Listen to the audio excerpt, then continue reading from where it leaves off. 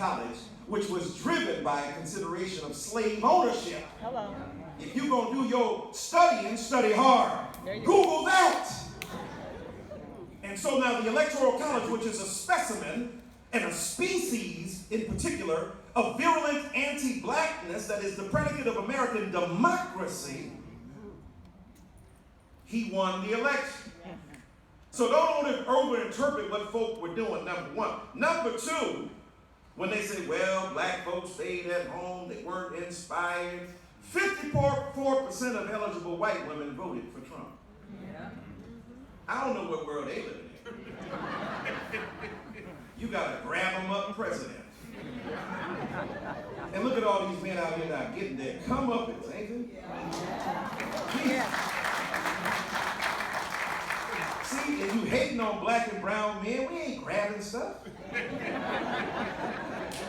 If you got trying to blame hip-hop culture, oh my God, hip-hop not at its best. Don't blame Biggie Smalls. Some say the X makes the sex spectacular. Make me lick you from your neck to your back, that look all you want to climb. My style is genuine. Let me hit that from the, I mean, if it's all right with you tonight, we love it. That's seeking permission. We see the resurgence, the recrudescence, the appeal again of a certain narrow nativism that is not America at its best.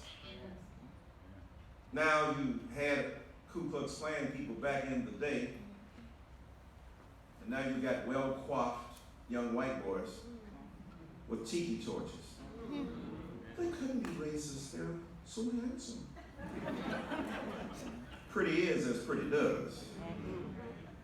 Richard Spencer is bringing a vile, vicious repudiation of what it means to be both an American and a citizen and a human being.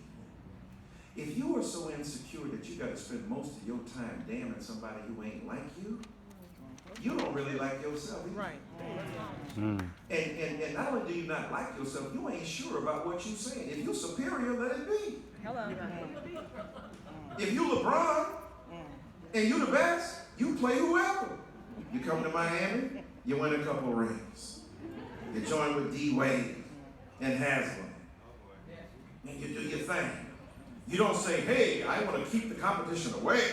I don't want the Cleveland Cavaliers here. I don't want the Golden State Warriors. I just want to play the people I can beat. If you confident that you're the best, play everybody.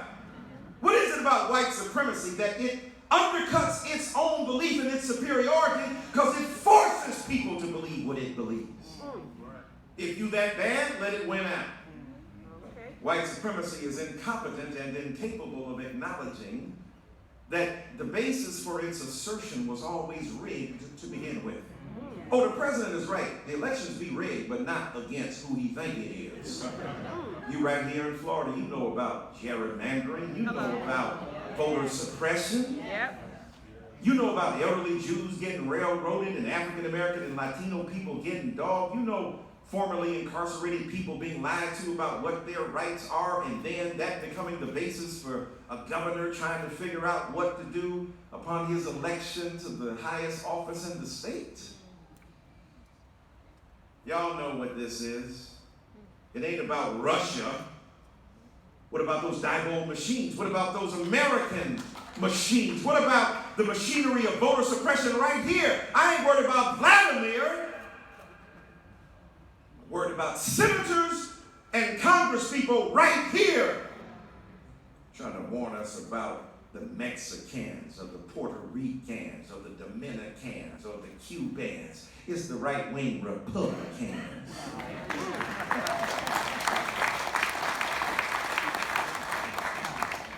And I ain't just jamming up the right, the left been pretty janky on some of this stuff too. I mean, I loved Obama in office. We miss him now.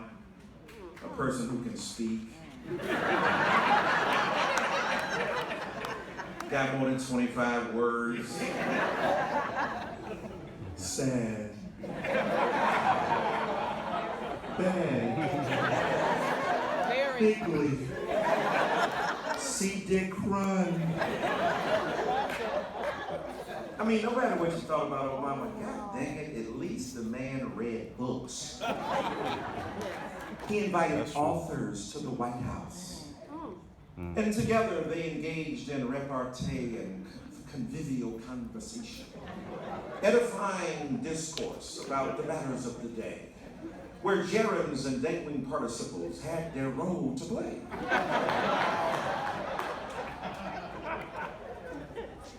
Now, the evisceration of grammatical correctness. We ain't worried about political correctness, just grammatical correctness.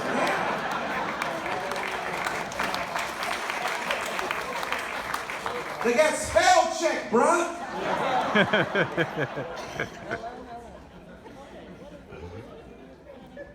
But Obama was in a tight position too.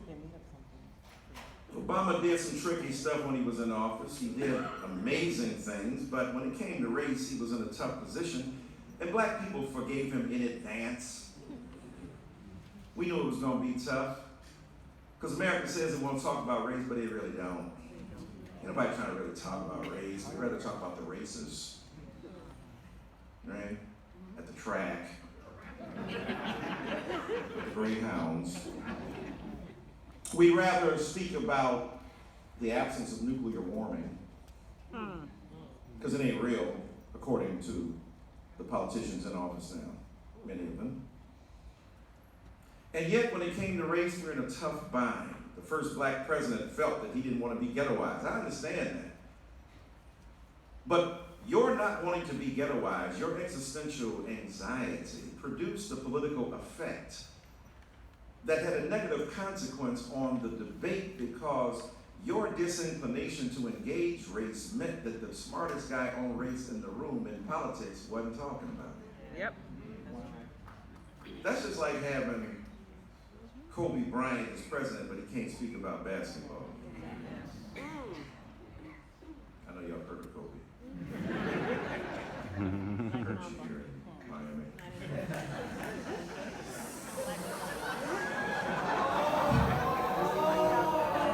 Oh, you haters out there. Sorry. Oh. And so, you got Neil deGrasse Tyson up in the White House, but you can't speak astrophysics. You got Susan B. Anthony, but you can't talk feminism. You got Hillary Clinton, but she can't even tell the truth about the vicious sexism to which she was subject. So Obama felt that he couldn't talk about it, but not only did he feel he couldn't talk about it, he went out of his way to criticize black people publicly. I know a lot of y'all miss that. When you ain't inside the group, you don't feel it the same way, right? When you ain't inside the family, you miss some of the references. So when he was going around talking like, you know, that black people shouldn't feed their kids chicken in the morning, and Pookie signifier, inside discourse in baseball about the average poor black person should go to their kids' schools and pay attention to them if they didn't have to work 3 jobs. You're right. He went to Morehouse College and he said, nobody's going to be sensitive to you complaining about racism when you got stuff you ain't earned. Slow down, son. You're talking to a graduating class of college. They ain't in a detention center, right? And when you went to Columbia and you spoke to Barnard College, you did not tell those predominantly white women, stop bitching about sexism, because nobody wants to hear something that you are arguing about that you haven't earned. He would not dare speak to them that way. Now, he defended himself by saying, look, I grew up as a young black boy without his father. Does that give you the right? You ain't the first one. I think there's an entire genre of hip hop devoted to that. Fuck daddy who wasn't here. You gotta listen to the songs. God forgive me for my brash delivery, but I remember vividly what these streets did to me. Remember Jay-Z said, now all my teachers couldn't reach me and my mama couldn't beat me hard enough to match the pain of my pop not seeing me? So with that disdain, my membrane, I'm a pimp, gang, fuck the world, my defense king. Mr. Obama, you ain't the first black man to grow up without a daddy. My daddy, when I was 3 months in the womb, went out for a pack of cigarettes, ain't seen them since.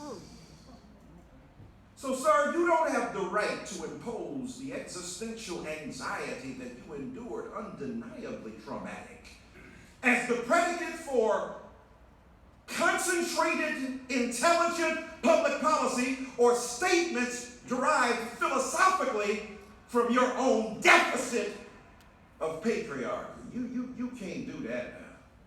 You can't generalize that way. Yes, it was painful, but the black men that you want to be present, and they should be, when they are away from their families, they are the highest rated people of all ethnicities in America to spend time with their sons. That's what the science says. That's not the stereotype. So fathers who don't live with their kids who are black spend more time with their kids than any other race of fathers in America. But don't let the facts interrupt your interpretation. And just because you Obama don't mean you get a pass. Hello. When they jumped on Ben Carson for calling those slaves immigrants, guess who called them immigrants first? Barry. But our side doesn't want to see it. Now, if you